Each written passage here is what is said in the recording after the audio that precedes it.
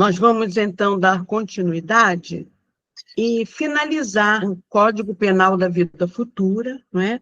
Que é do capítulo 8 do livro O Céu e o Inferno.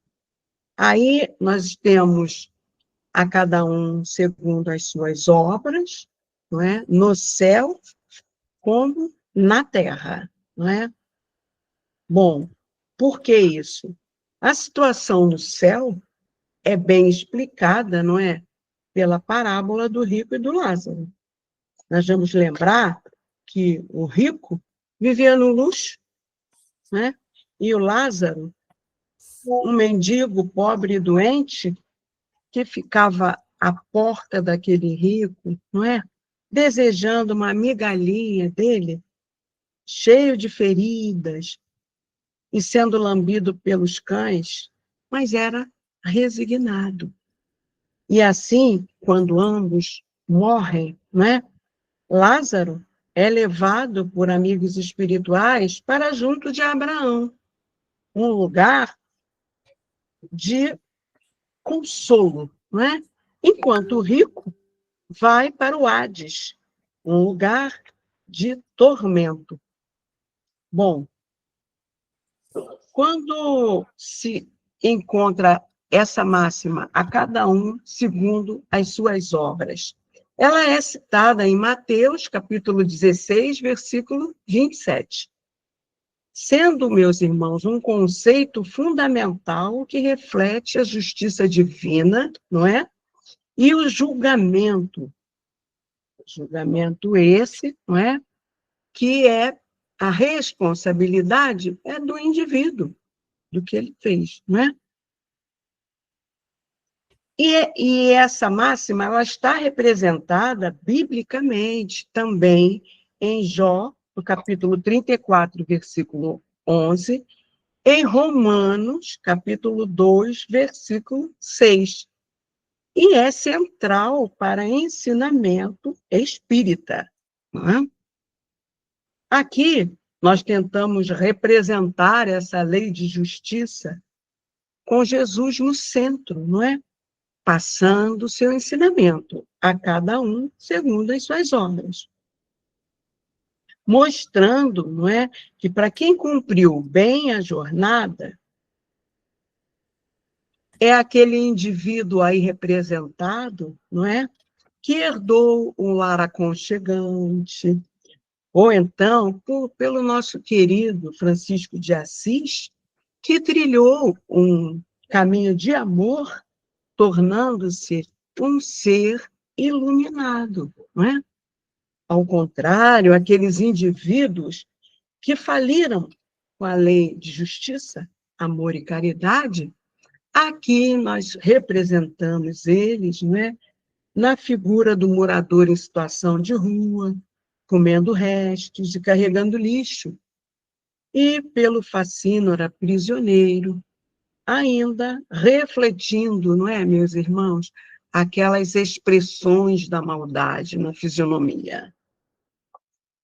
O céu e o inferno, ou a justiça divina segundo o Espiritismo, capítulo 8, Código Penal da Vida Futura. Para a nossa querida doutrina, a explicação da justiça, ou lei de causa e efeito, não é? Está onde cada um colhe o que planta, sem haver condenação arbitrária, não é, meus irmãos?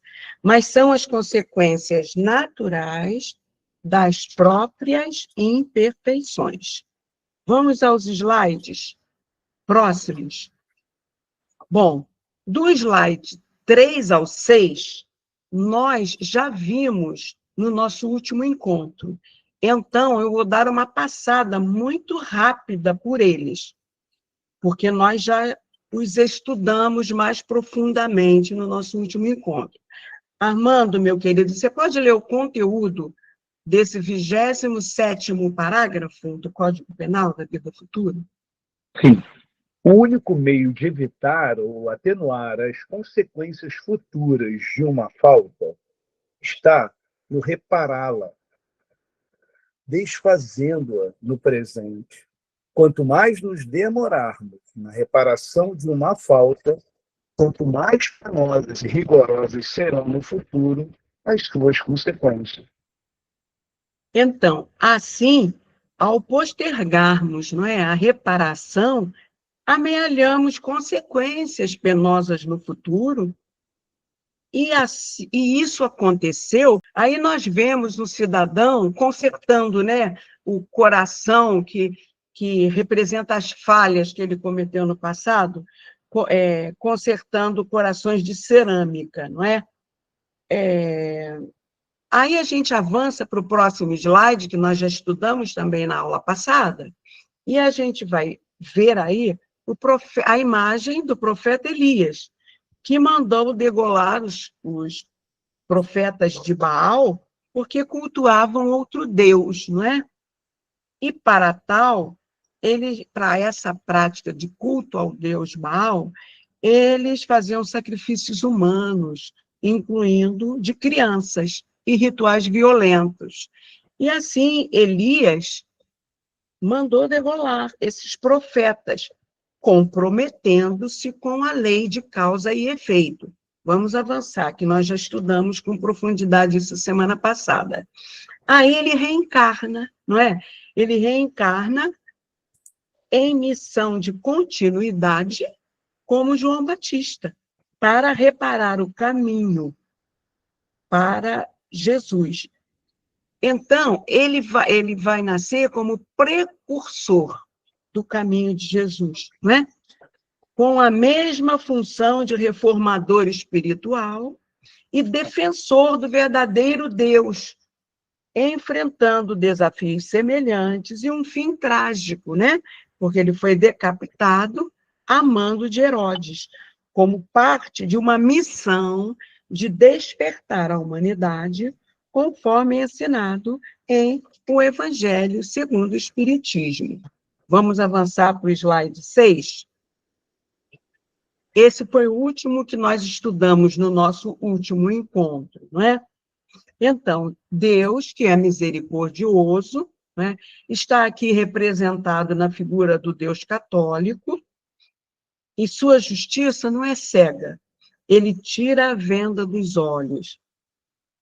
Como é bom e misericordioso, ele não condena os seus filhos a penas eternas. Ele deixa sempre, não é, visível o caminho da redenção, permitindo-nos reparar em reencarnações sucessivas quando não repararmos no presente. Agora nós vamos entrar no conteúdo de hoje. Já vimos que o primeiro passo para repassar as faltas cometidas é o do arrependimento, não é? Vamos à leitura desse Código Penal no artigo 30º, Armando?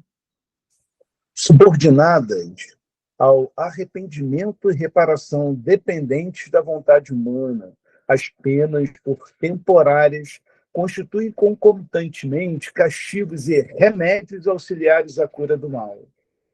Os espíritos em prova não são, pois, quais galéis, por certo tempo condenados, mas como doentes de hospital sofrendo de moléstias resultantes da própria incúria.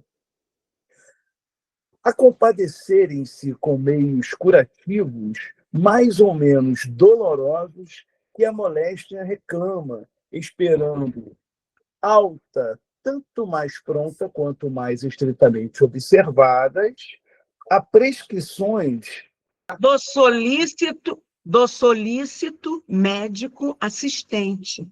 os Seus doentes, pelo próprio descuido de si mesmo, prolongam a enfermidade, o médico nada tem que ver com isso. Então, meus irmãos, o arrependimento é o primeiro passo, não é? Que abre, pela esperança, o caminho da reabilitação.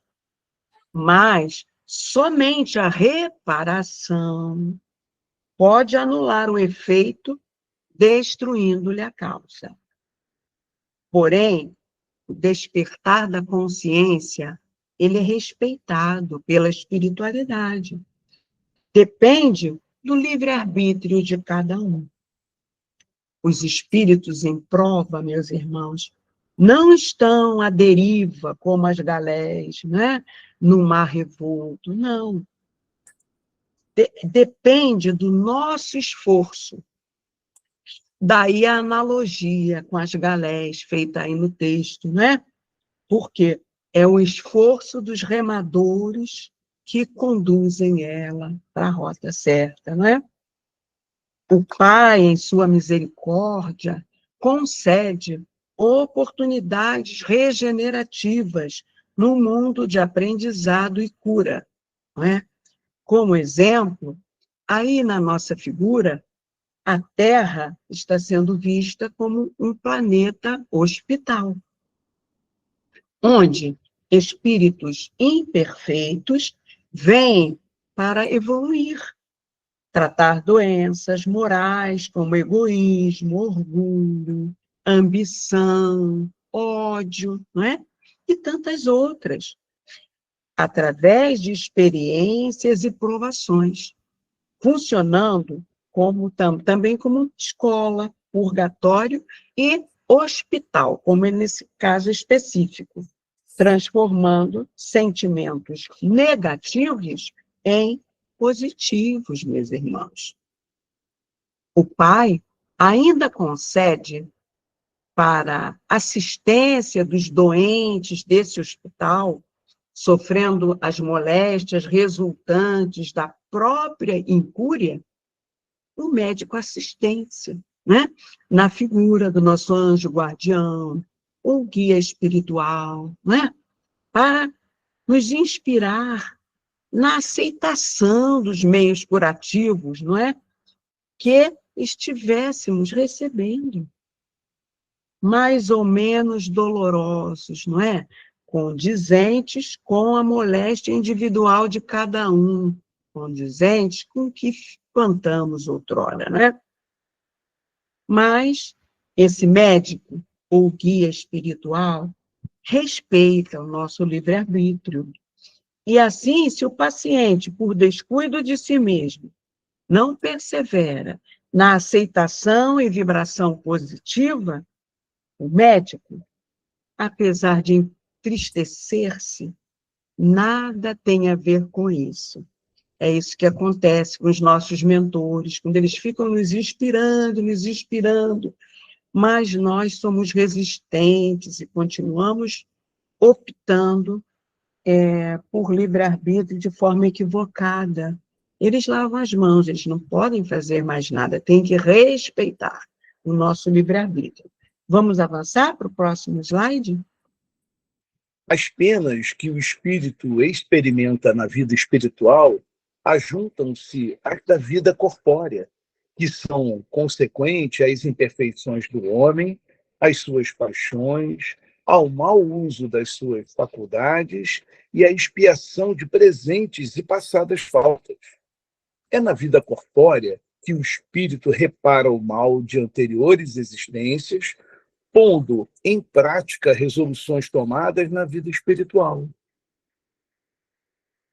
Então, meus irmãos, o espírito que não repara suas faltas na vida presente, então ele vai iniciar a purgação nos charcos umbralinos do plano espiritual inferior, inicialmente, não é?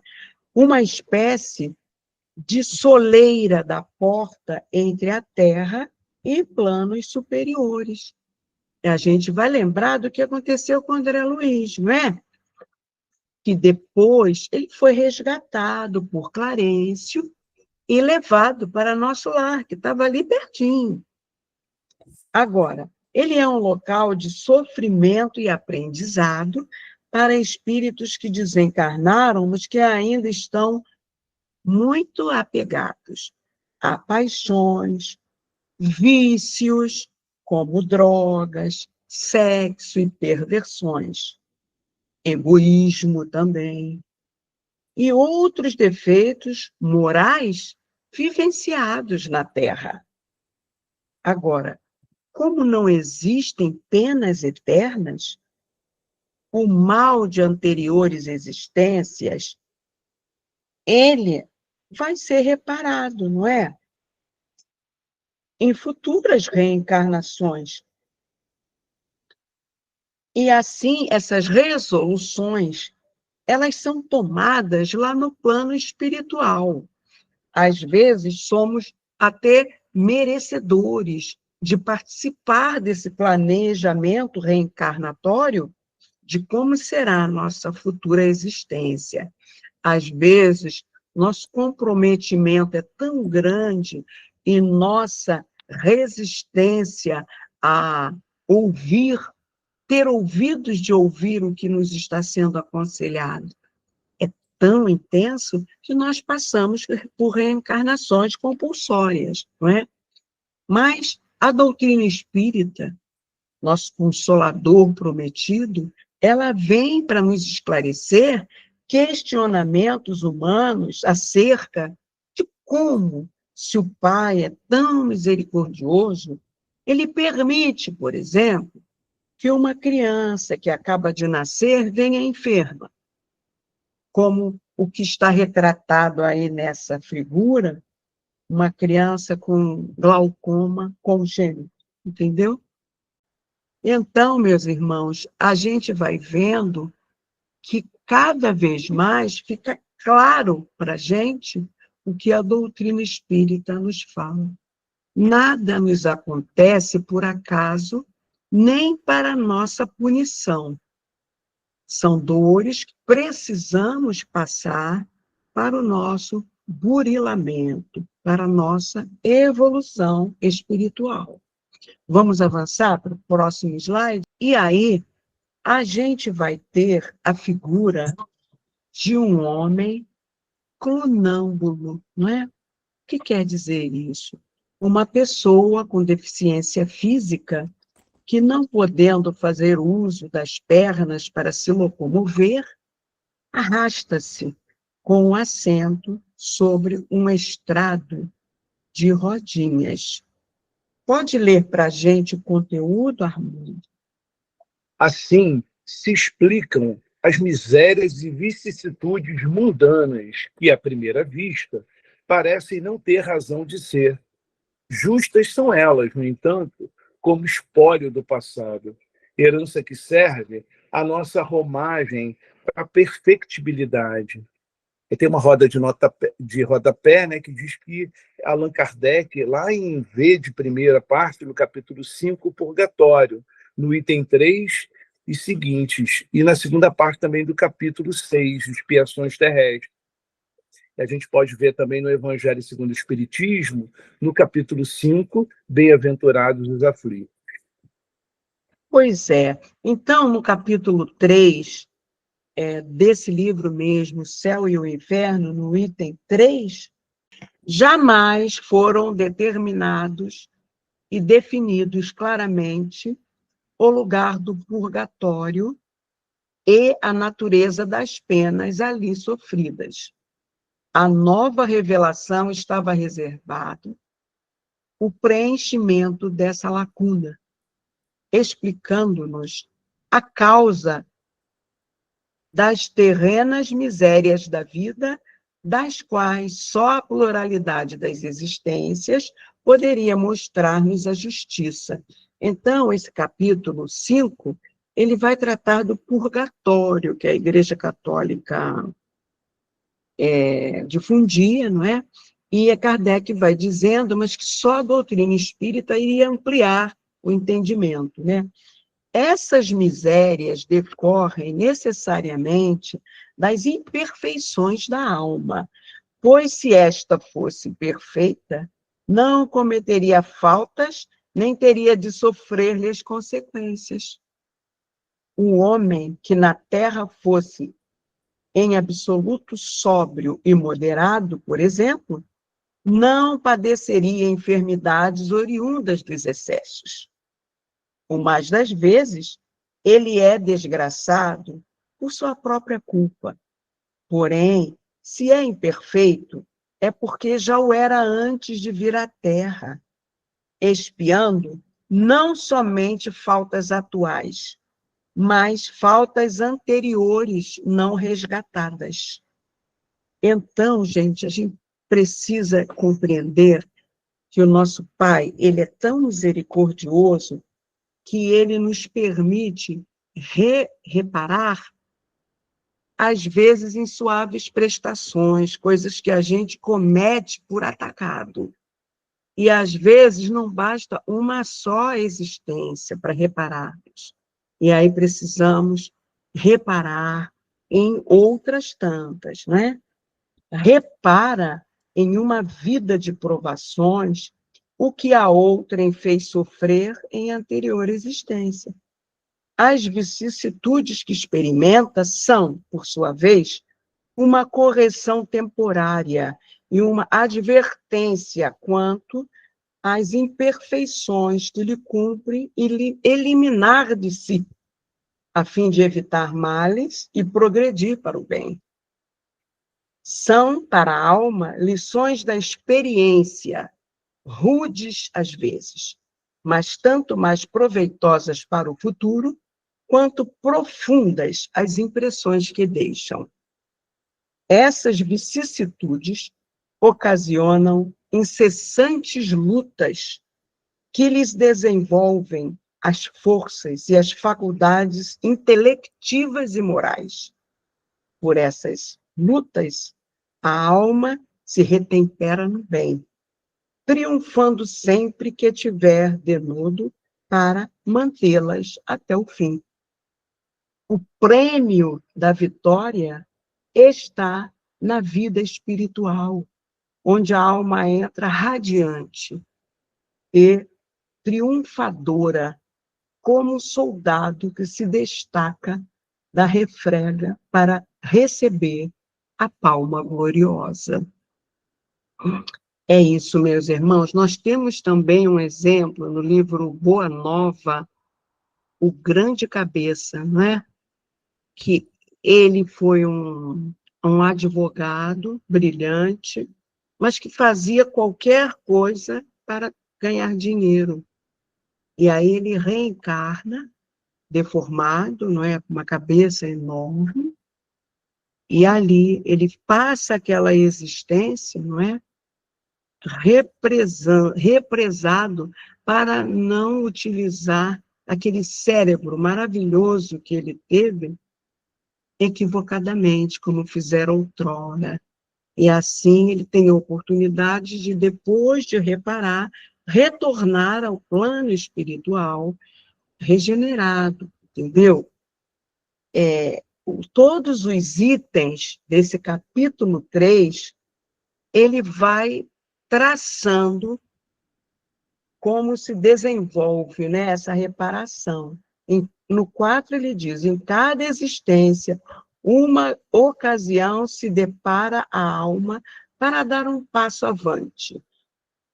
De sua vontade depende a maior ou menor extensão desse passo, franquear muitos degraus ou ficar no mesmo ponto. Neste último caso, e porque cedo ou tarde se impõe sempre o pagamento de suas dívidas, terá de recomeçar a nova existência em condições ainda mais penosas, porque a uma nódoa não apagada ajunta outra nódoa. Então, a gente aqui identifica aquelas pessoas que, como muitos de nós, né, a gente tem que se incluir nisso, reencarna muitas e muitas vezes, não se liberta da roda de samsara das reencarnações. Já aqueles que já chegam aqui e acertam, vão rapidamente seguindo, né, em direção a planos mais sutis, vão purificando o seu perispírito. E a gente não vai poder abordar, assim, leitura de todos os itens, porque iríamos nos alongar muito. Mas o item 9, ele diz assim, olha, seja qual for a duração do castigo, na vida espiritual ou na Terra, onde quer que se verifique, tem sempre um termo, próximo ou remoto. Na realidade, não há para o espírito mais que duas alternativas a saber: punição temporária e proporcional à culpa e recompensa graduada segundo o mérito. Repele o espiritismo a terceira alternativa, da eterna condenação.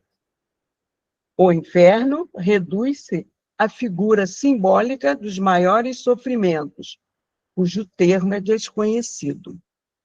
O purgatório, sim, é a realidade. Aqui na Terra, né, nós passamos pelo purgatório. A palavra purgatório sugere a ideia de um lugar circunscrito, eis porque mais naturalmente se aplica à Terra do que ao espaço infinito, onde erram os espíritos sofredores, e tanto mais quanto a natureza da expiação terrena tem os caracteres da verdadeira expiação. Melhorados os homens, não fornecerão ao mundo invisível senão bons espíritos. E estes, encarnando-se por sua vez, só fornecerão à humanidade corporal elementos aperfeiçoados. A Terra deixará então de ser um mundo expiatório, e os homens não sofrerão mais as misérias decorrentes das suas imperfeições. Então, aliás, por essa transformação que este momento se opera, a Terra se elevará na hierarquia dos mundos, não é? Ele menciona também, não é, na segunda parte, o capítulo 6, expiações terrestres, não é?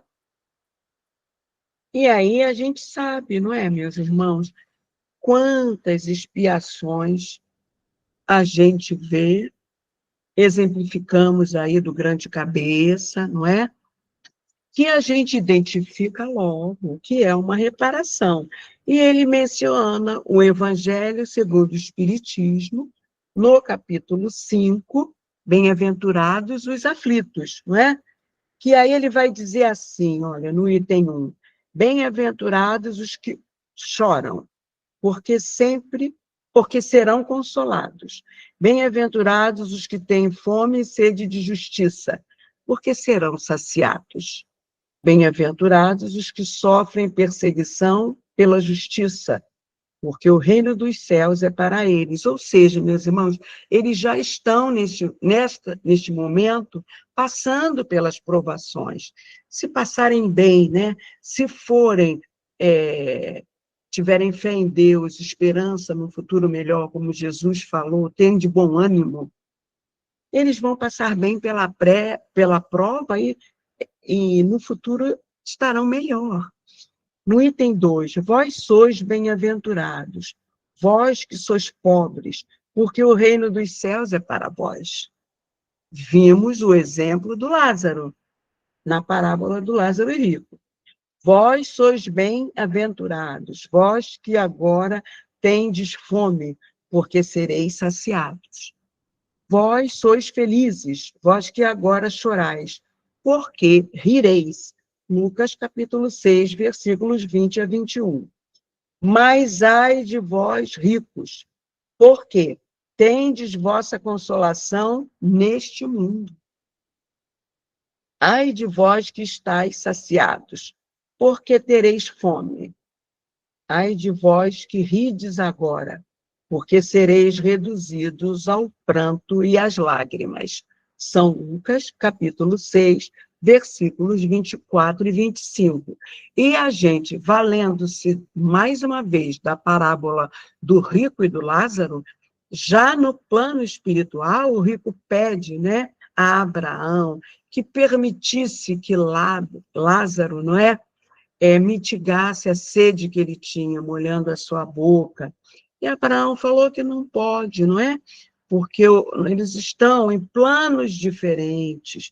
O Lázaro passou fome quando estava na matéria, mas ele foi paciente diante da prova. O rico teve tudo em abundância e não teve misericórdia do Lázaro, né? Então, ele agora está passando os momentos duros no plano espiritual e irá, quiçá, passar numa reencarnação próxima, não é? E ele aí pede a Abraão que tenha de misericórdia, deixai que o Lázaro fosse revisar os seus parentes do que ele estava passando para que os seus parentes não caíssem na mesma coisa, na própria cilada que ele caiu, que ele preparou com a sua falta de caridade. Mas Abraão falou, né? Eles têm Moisés e os profetas e não escutam, vão escutar Lázaro, um mendigo que eles sequer olhavam quando estavam aí pertinho deles. É disso que o Evangelho está nos falando, meus irmãos. Vamos avançar agora? Deus disse não daria prova maior de amor às suas criaturas, criando-as infalíveis e, por conseguinte, isentas dos vícios inerentes à imperfeição. Para tanto, fora preciso que ele criasse seres perfeitos, nada mais tendo a adquirir, quer em conhecimentos, quer em moralidade. Certo, porém, Deus poderia fazê-lo, e se o não fez, é que em sua sabedoria quis que o progresso constituísse lei geral.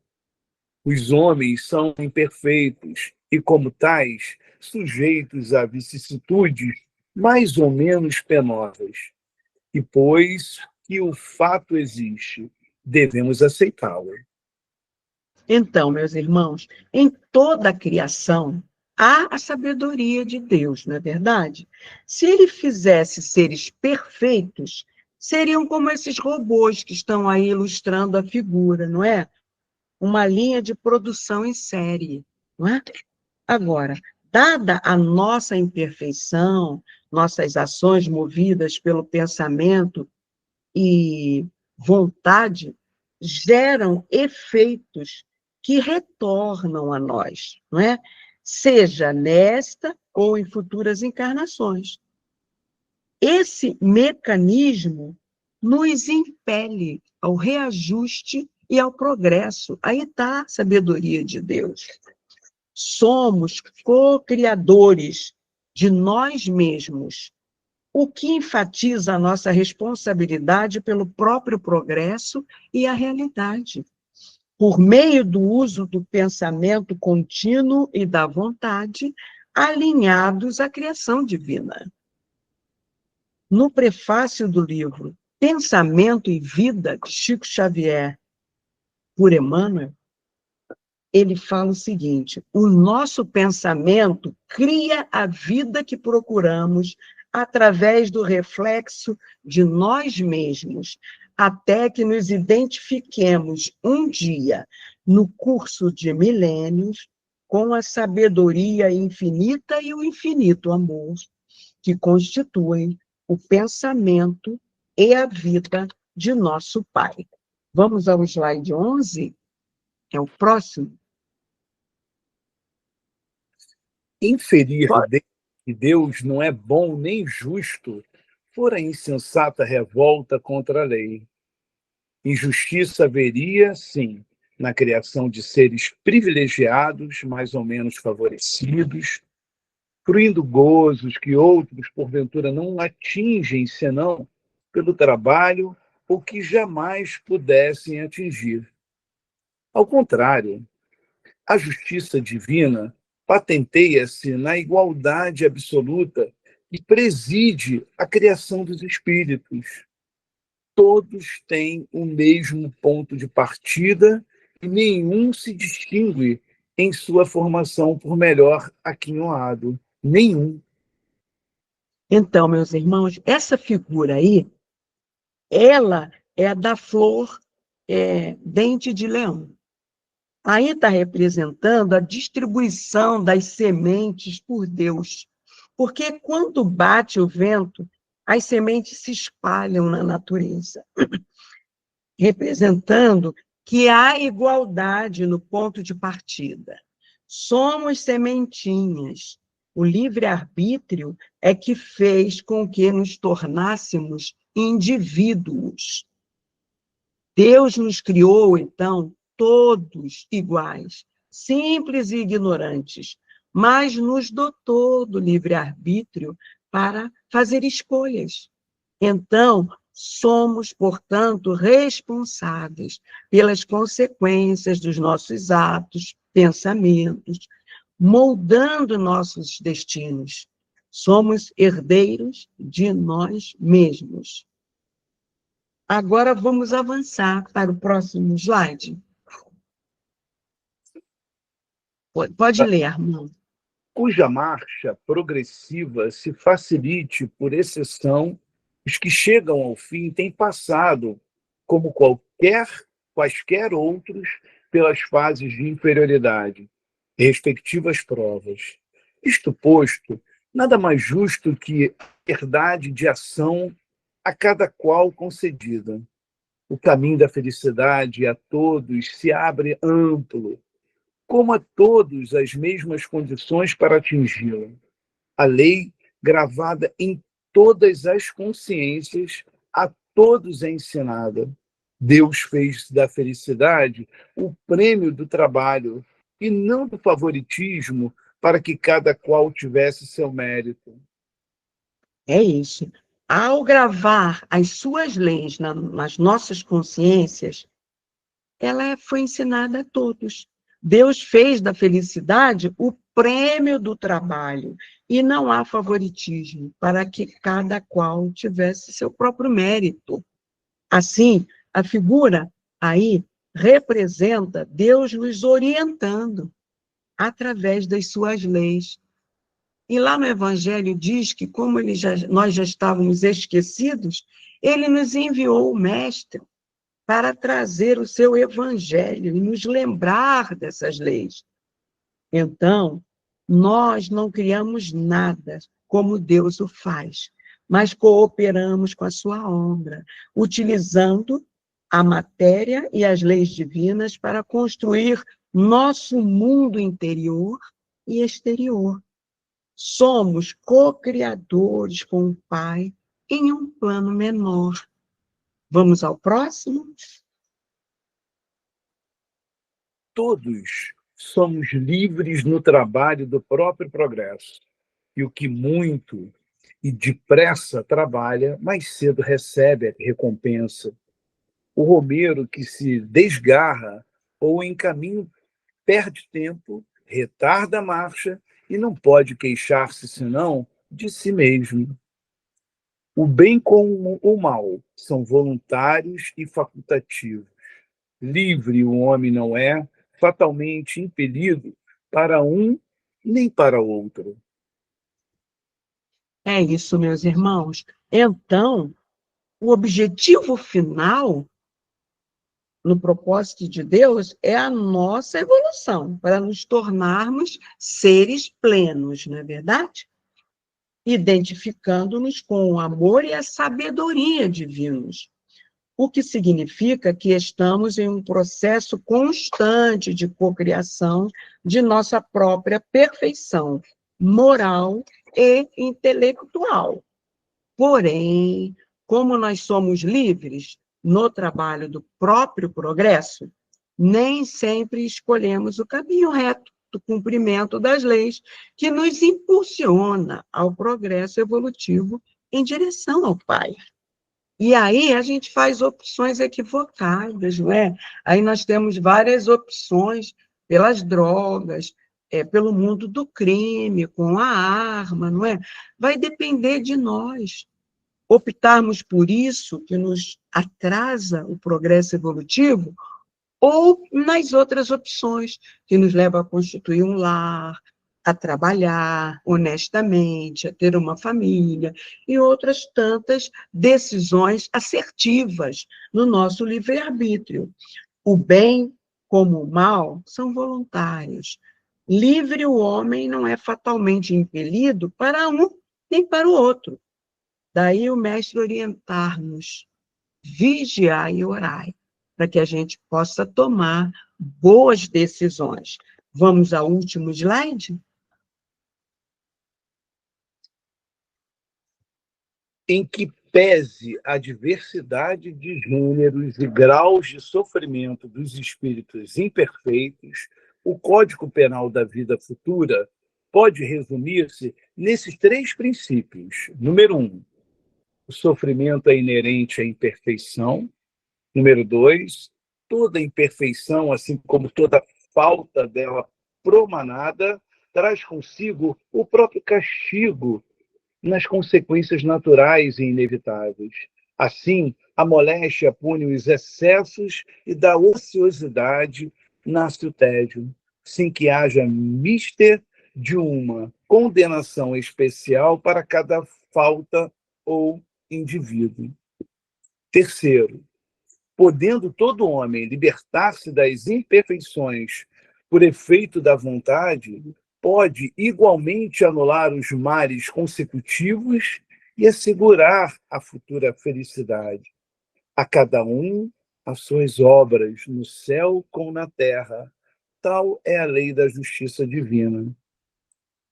Em resumo, meus irmãos, como co-criadores de nós mesmos, temos o poder e a responsabilidade de moldar nosso caráter, nossa realidade e nosso futuro espiritual, através de nossos pensamentos, escolhas e ações, dentro das leis estabelecidas por Deus, sobre esse propósito de construção da futura felicidade.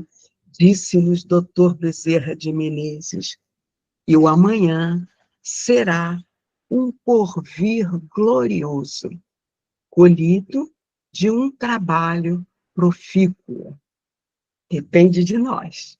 É isso, meus irmãos, muita paz.